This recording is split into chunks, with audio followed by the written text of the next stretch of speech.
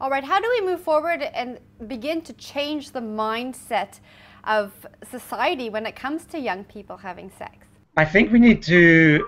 I think there needs to be a degree. There needs to be a degree of acceptance that comes about from the peers, from the elders of these people.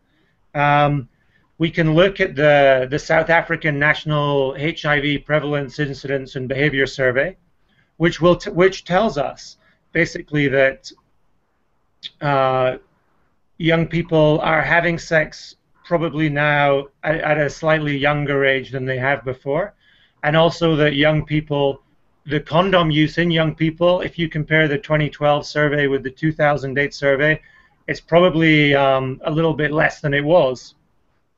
So what we need to do is we need to try and change the conversation from a moral conversation to a health conversation.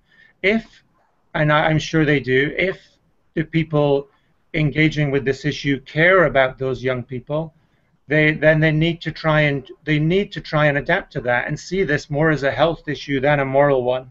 I would say the other thing that we see is that providers of care and services need to remember that adolescents and young people are not children, but nor are they adults.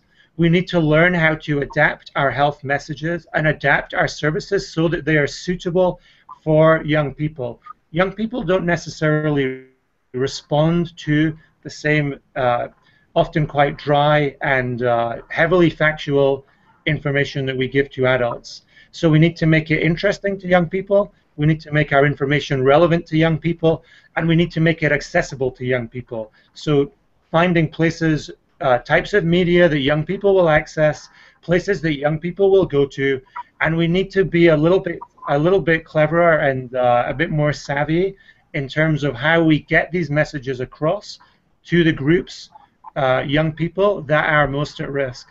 Now, we touched on this a little bit earlier, the mindset of not only the youth need to change, but the mindset of teachers and parents. How do we move forward and get adults on board so that our youth can be educated and have access to condoms?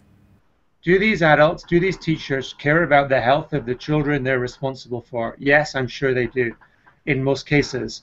And so let's educate. Let's kind of share some of this information. South Africa's done some great work investigating HIV within the country. Like we just talked about, condom use is going down. We know young people continue to have sex and will always continue to have sex. That's not going to change. We have the evidence to show that from surveys in 2002, 05, 08, 2012. So to help these people, to help young people, to prevent new infections, to prevent HIV, we have to have a grown-up debate. It has to be a health debate. We have to look at how we can make condoms more acceptable, more accessible, and indeed acceptable. And we have to engage young people a little bit more on their own terms. We have to kind of understand a little bit what's going on at a very difficult time of life, understand the social and peer pressures, and teachers and adults try to be open to those young people that you know. Allow them to open up to you, because if you deny that sex is happening, if you deny that this is an issue, they will not open up to you, and you will not be able to do what is in their best interest. Now, what age would you recommend that adults start to educate the youth about sex and start maybe providing or giving them access to condoms?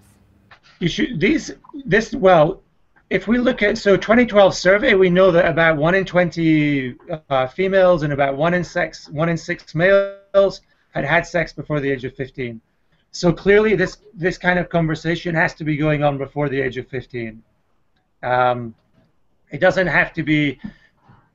You tailor the conversation, you tailor the message for the age, but we should start to be getting these messages across from a pretty young age, and certainly well before the age of 15. Because by the age of 15, it's already too late.